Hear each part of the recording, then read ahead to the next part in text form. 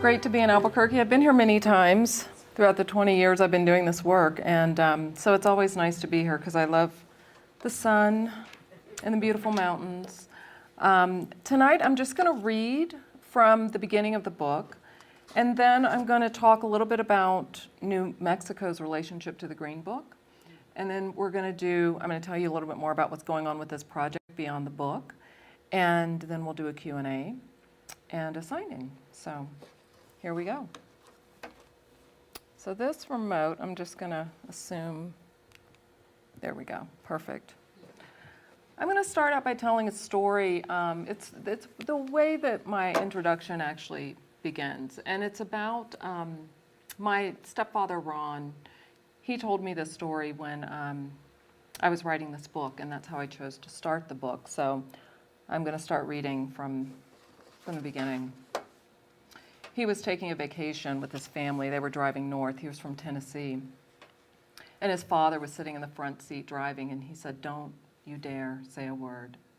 Ron was sitting in the back seat as his father pulled the car to a stop at the side of the road. His father had told him to be quiet before, but this was the first time Ron felt the words reverberate to the pit of his stomach. Moments later, the sheriff stood over the well-appointed 1953 Chevy sedan, complete with all the modern features you read about in the magazines. "Where'd you get this vehicle? What are you doing here? And who are these people with you?" the sheriff asked. Ron's father answered, "It's my employer's car." He pointed to his wife sitting upright and expressionless in the passenger seat. He pretended that he didn't know her and said, "This is my employer's maid, and that is her son, and I'm taking them home." The sheriff took a long, hard look at Ron's mother and then angled his eyes to the back seat.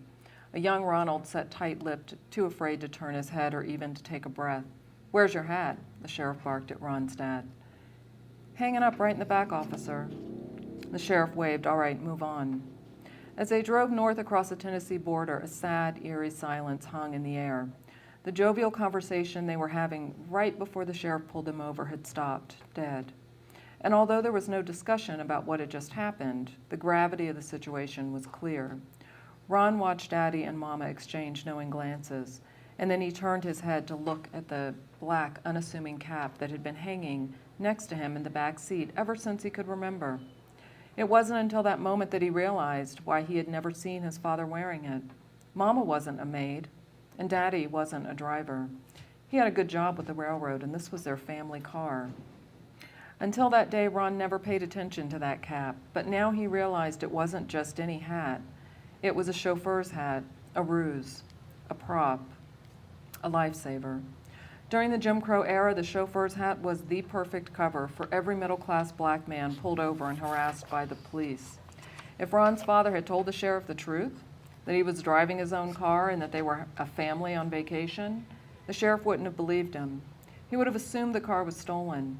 In the event the sheriff did believe it was Ron's father's car, the rage and jealousy he might have felt at the thought of a black man owning a nicer car than a police officer might have triggered a beating, torture, or even worse.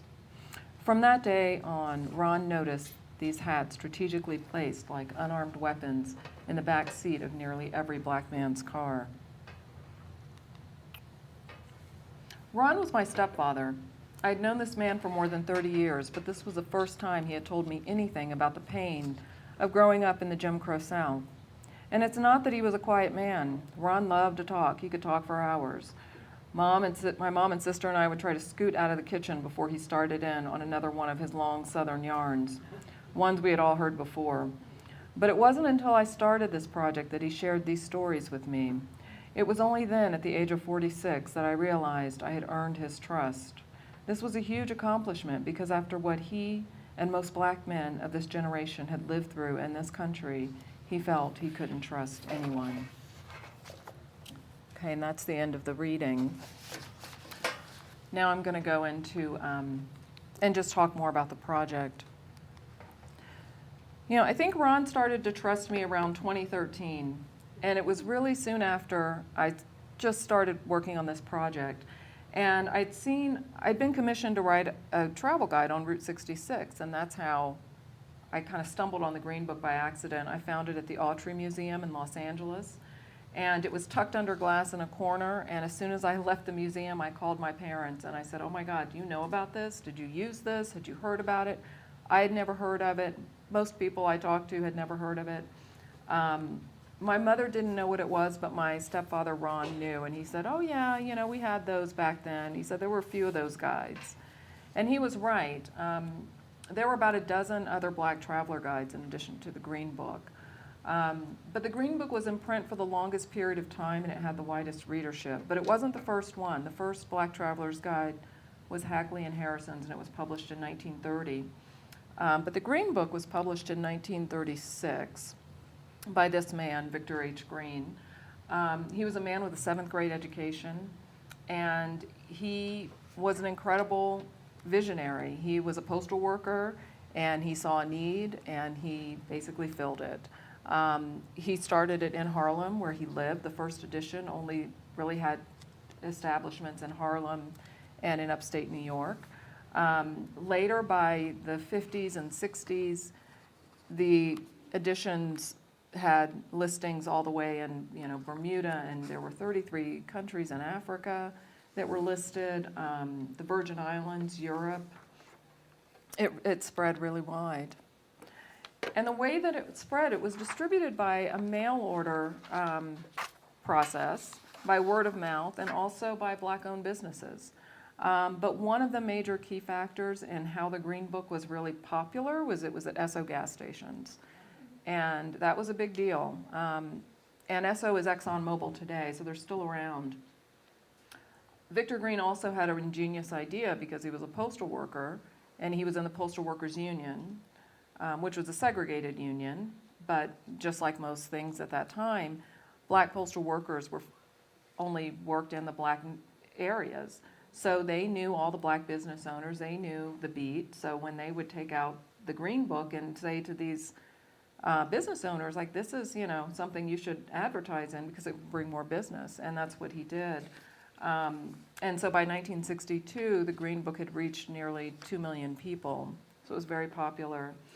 And it was, you know, it was also called like a AAA guide for black people, but it was really so much more because it was not the traditional travel guide, like a AAA guide that had maybe lodging and food.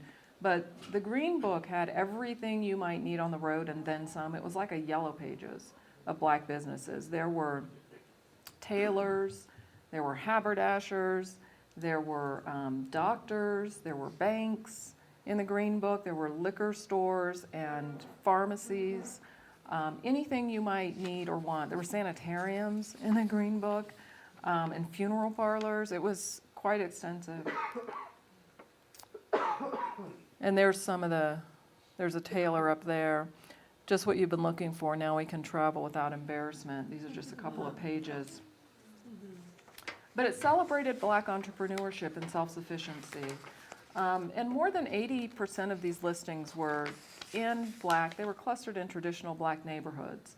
So everything from Harlem to Bronzeville, Chicago to South Central Los Angeles is where you would find the majority of these sites. But there were also fancier places, more upscale, white-owned establishments. Macy's was in the Green Book, Disneyland, the Waldorf Astoria was in the Green Book, Brooks Brothers in New York was in the Green Book. So it was very diverse, but the reality was once you got to a place, that was fine, but getting there was the real challenge, and that's where the Green Book really couldn't help you. So this was also a time in America when sundown towns were all throughout the country, and there were thousands of them. Sundown towns were all white towns, and they were all white on purpose. Some would have a sign at the county line saying, you know, inward, don't let the sun set on you here. Others would ring a bell at 6 p.m. telling black folks it was time for them to leave. And the locals, the domestics, would know what that meant. But if you were just traveling, I mean, there was obviously no internet, no Twitter, how would you really know? And, you know, also there were so many places, even if you were in a place where it was technically integrated, there were still plenty of white businesses that would not sell you gas or would not allow you to patronize their business. So black folks traveled with ice coolers, all kinds of bedding. They had to be prepared. It took weeks to prepare for a road trip. You'd have your lunch, your shoebox, lunch. They had portable toilets. They traveled with full gas cans. That was the reality.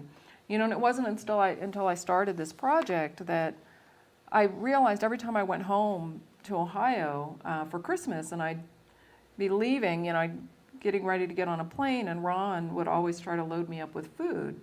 And I would just say, I can get something at the airport, why? And he was always trying to give me food. And it wasn't until I started this project that I realized, what that was really about and what a privileged statement that was. And even though intellectually he knew that I could get food, it was just those old internal scars, that survival instinct that you just didn't leave the house without it. And those survival instincts never left him. I also, working on this book, I understood why Ron was so guarded, especially against, he had issues with white folks. And as a teenager, I would roll my eyes and just think, he's being paranoid. He's just, these people aren't out to get him. And he would never, but he told me when I was writing this book, he was like, I was taught to never look a white person in the eye. I was taught if a white person was walking, I was walking down the street and they were walking towards me, I should cross the street before they reached me. Those kinds of things never left him. Of course, he didn't act like that in modern day society, but again, those internal scars were there. And he had every reason to doubt and question or side-eye situation that didn't sit right with him. And so I understood wholeheartedly why he had these issues. While I was on the road, Charlottesville happened. And I've driven about 50,000 miles documenting Green Book sites. And Charlottesville was one of those, obviously it made the news and it was on all the podcasts I was listening to. And Ron would call me and we would just talk on the phone about it. And he would say, I'm not surprised that this happened. And of course, all my well-meaning liberal friends in the coastal cities were calling me just all upset and I can't believe this is happening in America. I can't believe there's Nazis walking, storming Charlottesville. But I'd seen like 6 Confederate flags that day in upstate New York. And I thought, well, it's not that surprising to me, and it wasn't to Ron either. And, Ron died the week I sat down to start writing this book. And it was devastating. It was really devastating. It was hard to lose him at such a pivotal point in the project. But when people die, they force us to look back on their lives and to think about who they were and all the stories they had shared. And thankfully, Ron, those last 2 years, really did open up to me. And even though, he was so proud of the work that I was doing. And I'd written a couple other books, but he thought, this is different. He was like, don't let anything distract you. All you have to do is focus on this book. Don't do anything else. And he would say, like, you don't need to be out there gallivanting. That was what he thought I did. He's like, just sit down and write this book. And that's what I did. This was my quote-unquote office. And so every morning, I was living in Bisbee for a short time when I first started writing the book, and I'd sit over the Bisbee Mountains and watch the sun come up, and I was so just grieving. And even though I had a very short window of time to write this manuscript, I was thinking, oh my God, all I can do is cry and think about Ron and write Ron's stories. And I called my agent and I said, I know I'm supposed to be writing the book, but all I can write are Ron's stories. And I think I'm going to open up the book with his story about being in the backseat of the car at the age of 7. And so my agent said, just keep doing it. And by a couple of weeks passed, and I realized all those stories became touchstones in every chapter of the book that I was writing. So Ron kind of went from being my guardian to being my guardian angel, just like that. And it was very special. And if he hadn't died, that wouldn't have happened. There wouldn't have been this narrative arc of him in the book. So for that, I'm grateful. And one of the things that when I was on the road, there were a lot of, Ron was worried about me. And I'm not a fragile flower. I've been a lot of sketchy places, and I know I have good instincts. But he had every reason to be, because, some of the communities that I was in had a serious, incredible abject poverty. And I was in the south side of Chicago, in Garfield, and 53 people had been shot that weekend in the neighborhood that I was in. And I've been to Chicago many times, but this was a part of Chicago I hadn't been to when 53 people had been shot. So Ron was very worried for me. He actually ended up being in law enforcement, ironically.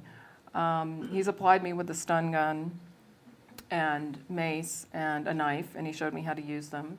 So, I had to rely on my instincts. On the road, I was verbally threatened and physically lunged at, nearly attacked a couple times. I was chased by a dog. That was terrifying, actually. But nothing. There was no real damage, and I'm still all in one piece. But it was so ironic, when I'm in this neighborhood in Chicago. I thought, my God, isn't this crazy that I'm doing research for a book that was made for black folks to keep them safe on the road, and it's 80 years later, and I can't get out of my car without being nervous, or even finding a safe place for me to use the restroom. So that's when it became very clear to me that this was a different kind of a book. And as I crisscrossed the country, I thought about Victor Green and what he said in the introduction of his book, and I'm going to read just a passage that he published just many times in many editions. He said, quote, "There will be a day sometime in the near future when this guide will not have to be published. That is when we as a race will have equal opportunities and privileges in the United States. It will be a great day for us to suspend this publication, for then we can go wherever we please and without embarrassment. But until that time comes, we shall continue to publish this information for your convenience every year." And unfortunately, Victor Green dies in 1960, so he never sees the passage of the Civil Rights Act.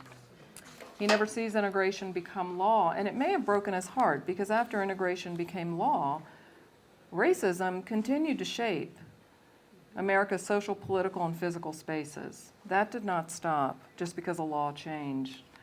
Redlining had been rampant really from 20 years earlier, before the Civil Rights Act, denying housing loans to black folks that were freely given to white people. When I talk about the Green Book, some people say, oh my God, thank God we don't need that anymore. There's this idea that we've just moved beyond this. But as I drove through most of these neighborhoods that most Americans have never seen, I realized that, this is a new situation. Nearly a third of our young black men are in jail. And those indelible scars of whether it's redlining or urban renewal, all of these different government policies, for the most part, have really shaped these communities and what they look like today and how they operate. And again, that was another indication, being on the road. I mean, even though I'd been at Harvard and I'd done all this scholarly research, I thought that is not the book that I need to write, not after seeing what I had seen. And after surveying these tragical, this was once a Green Book site. This was in Detroit. After seeing all of these, moments where you would see trees growing inside of homes. Every fifth house would have a tree growing inside of it, and then there would be somebody sitting on the front porch like it's just another day. And then you drive 5 minutes away, and there's farmers markets and nice, tree-lined streets and white folks with their dogs and their strollers, like it's just another day. And to me, I couldn't believe the disparity in poverty and in behavior and acceptance of this disparity. And I think that, once I was in Miami, at the Hampton House, patiently waiting for this young woman, I don't even think she was 20 years old, naked from the waist down, to just walk out of the frame. I thought she'd been assaulted. I tried to help her, but she was just a prostitute working. And she didn't need or want my help. She was fine. But after seeing things like that, I just felt like I really needed to take a closer look at this history and understand why we are where we are today, and that's what this book does. I realized that our progress, our idea of progress, has never been a straight line. It's not like we changed the laws and things just got better. When you look back at how history has shaped in terms of especially equality, there's always been a push forward. We have made some progress, but then there's usually a backlash or a response to that. And so that's why it made sense to me that Trump was elected, because it was right after we had a black president. So that's how this book is designed. It's looking at the Green Books chronologically and understanding those social forces and history of when we made really great strides, and when there were times in the 30s, ironically, where things were really much better for black folks in terms of the car was really powerful. There were so many other ways for black people to be pulled out of the servant class into the middle class, making decent money. And then the 40s, we swung back after the war. So the book really is an opportunity to look at that. And and I loved being on the road. I'm kind of a road warrior. But I saw all these new ways to look at America and understand that it's not the symbolism behind America and what it is. It's not that who we say we are and who we really are two different things. So I saw America for what it is and not what it imagines itself to be. But I did find strength and resolve in the Green Book sites that are still standing. Because when you think about some of these buildings that are here, about 80% of them are gone. But the 20% that are left are beautiful, and the ones that are actually operating still as a business is just phenomenal, because any business, no matter who it's owned by, is usually out of business within 5 years, regardless. So celebrating the fact that these businesses were still around was really important to me. And on the rare occasion when I find something like that, I'd want to jump up and down outside of my car. This is a Rossonian in Denver. It was just phenomenal. Because these businesses survived. Urban renewal, gentrification. That's another thing that's happening in communities today, where we're losing a lot of our communities. I live in Harlem. It's being radically, aggressively gentrified. So these buildings carry a cultural memory with them, and I think it's important that we save them. They give us an opportunity to re-examine our relationship to segregation and integration.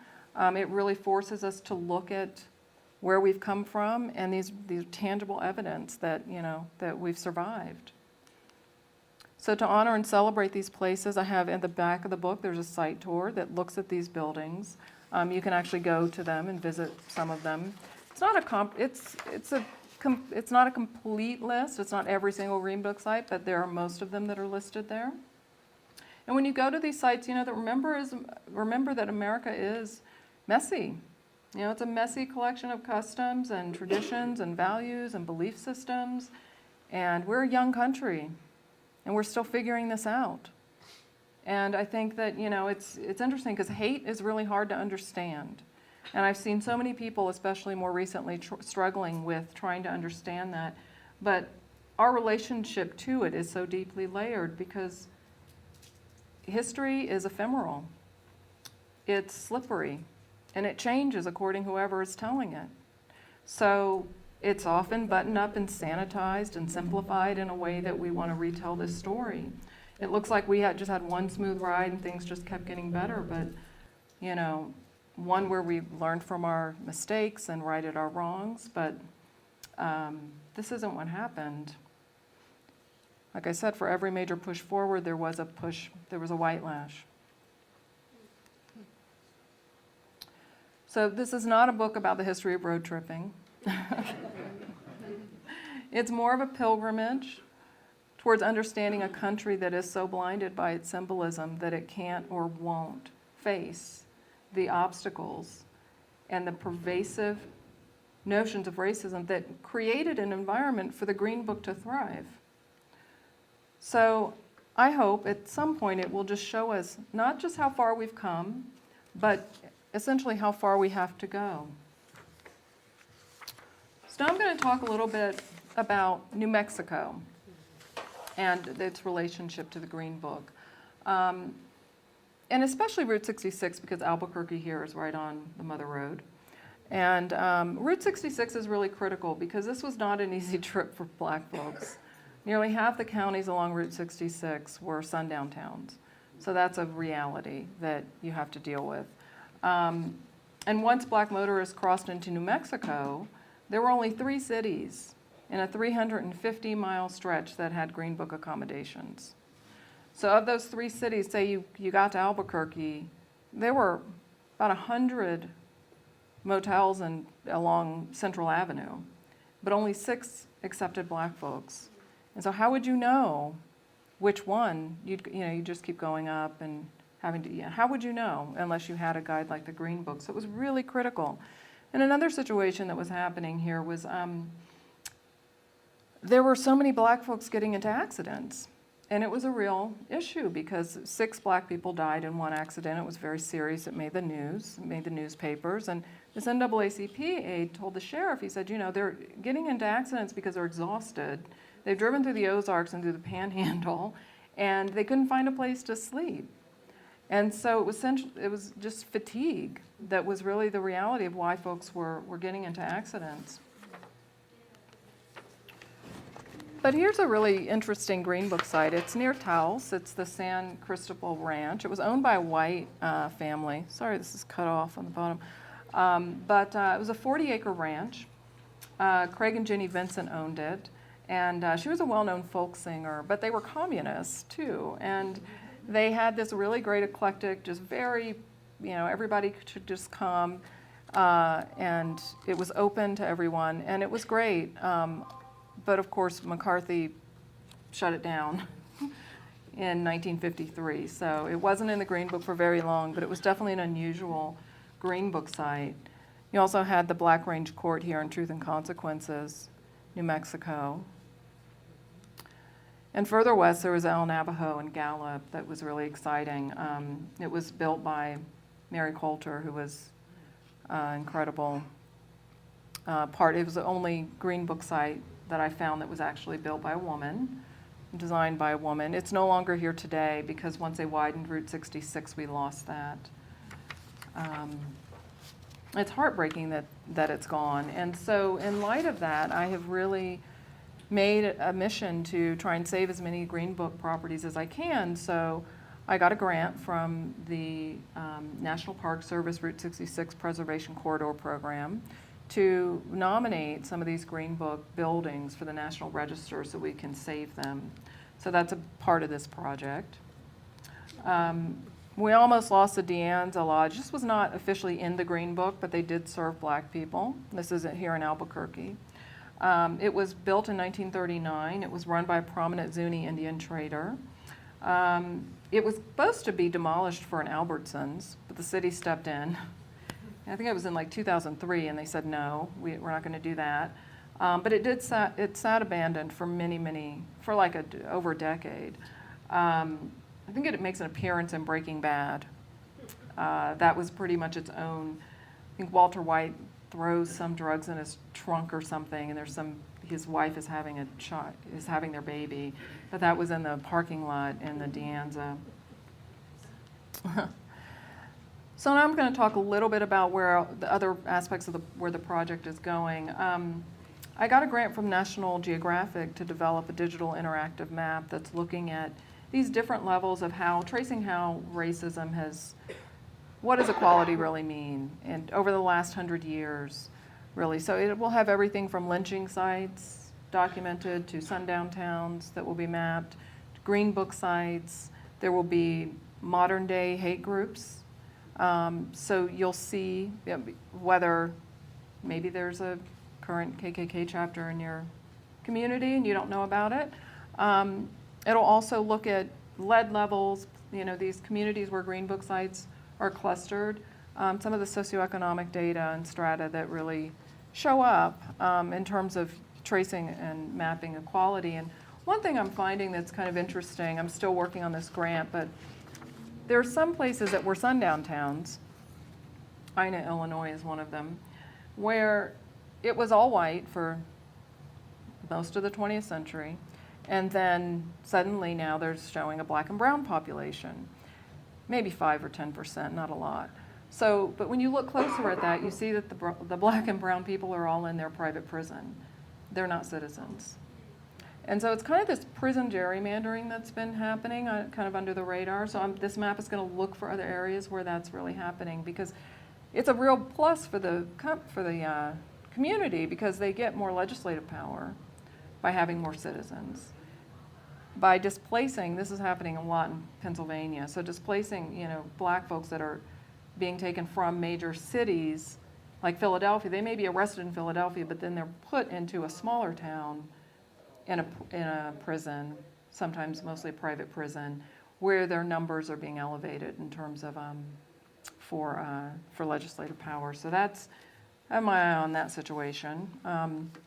So that's a project that's underway. I did get a grant from the Library of Congress to interview some of these Green Book business owners, because I do think they're heroes, and I think it's amazing that they've been able to stay in business as long as they have. And here's Don Loper. His father owned this tire service company, and they're still around. I got to interview Nelson Malden. He was Martin Luther King's barber. And fascinating, because the hotel, Benmore Hotel in Montgomery, Alabama, was right at ground zero. It was a Green Book site, but it was right where King strategized a Montgomery bus boycott. And so Nelson Malden talks about how they were sitting there waiting on that first day, looking at the bus stop across the street to see if the man who always got on every morning, he was going to get on, and he didn't. So those, it's exciting to have those stories. They're going to be archived at the Library of Congress, and they'll be free for everybody to go listen to. So they say they'll be up in the spring, but it is a government, so maybe give them a little more time. But if you don't see them up in the spring, check back again. I interviewed the lovely and legendary Leah Chase. The highlight of my life, really, meeting her. I interviewed her twice, but only once for the Library of Congress interview. This is when I first met her. She ran Dookie Chase's restaurant in New Orleans. She's a legend, and she's phenomenal. She was in like Beyonce's Lemonade video. She's just everywhere. Barack Obama came to eat there, and she told me a story in the interview about how he tries to put hot sauce on her gumbo, and she slapped his hand. He was like, "That's not happening here." And he just loved her, and she's just so, it's hard to explain the spirit of Miss Leah. When I interviewed her, she was 96, and she passed like 2 months after I interviewed her. So it was really special, and like I said, just one of the highlights of my life. And Dookie Chase's was an incredible source of, was the nexus place for Thurgood Marshall and all the SNCC community members. There were all these civil rights leaders that were eating there, and she had a special space up for them at the top if they want, for them to kind of do their strategizing on what was happening in the civil rights world. So she was on the front lines, and she was incredible. And the project right now, too, that is most present, that'll come, the next thing that will come out, it will be the exhibition. I'm working on an exhibition. I'm a curator and content specialist for an exhibition with the Smithsonian. And it's a 3,500 square foot exhibit that will travel the U.S. for 3 years. And it opens in June of 2020, and it'll open at the, and this is actually one of the Green Book sites, and they're giving us this sign. They're literally taking it off of their building to let us travel it. So it's really, it was incredible. When we kept asking them, like, "Are you sure you're going to do this?" And so, yeah, they're going to do it. But there will also be Green Book sites like one of my favorites, which is the Murray's Dude Ranch, and it was incredible. There's nothing, you would go out there today, there's nothing left of Murray's Dude Ranch, but there's this huge, incredible archive of its history, and it was a dude ranch on a 40-acre parcel in the near Victorville, California, in the Mojave Desert. and it was fascinating. It was one of the first places where black and white children swam together in that part of the country.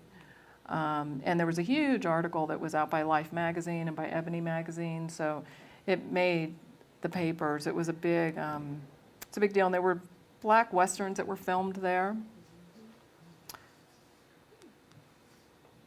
And this is Miss Murray up in the top right, well, your left. This is what Murray's looks like today. There's nothing there, but I did dig around in the dirt for a couple hours, and I found some old horseshoes and artifacts, bed springs and tile pieces, and so those artifacts are going to be at the exhibition.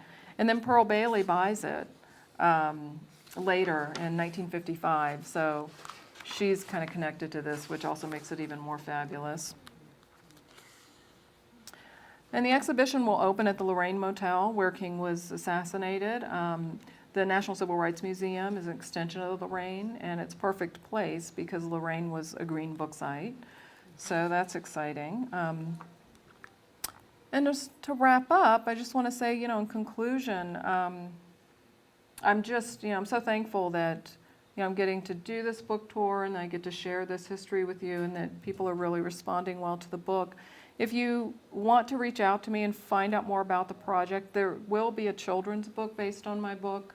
My manuscript, it'll be coming out in 2021, so keep an eye out for that. But if you want to email me, or at least go to the website and sign the guest register, I'll put you on my updates list. I send out maybe 5 or 6 a year. I don't send out a lot of email because I can't keep up with my own email, but that's the best way to find out what's going on with the project.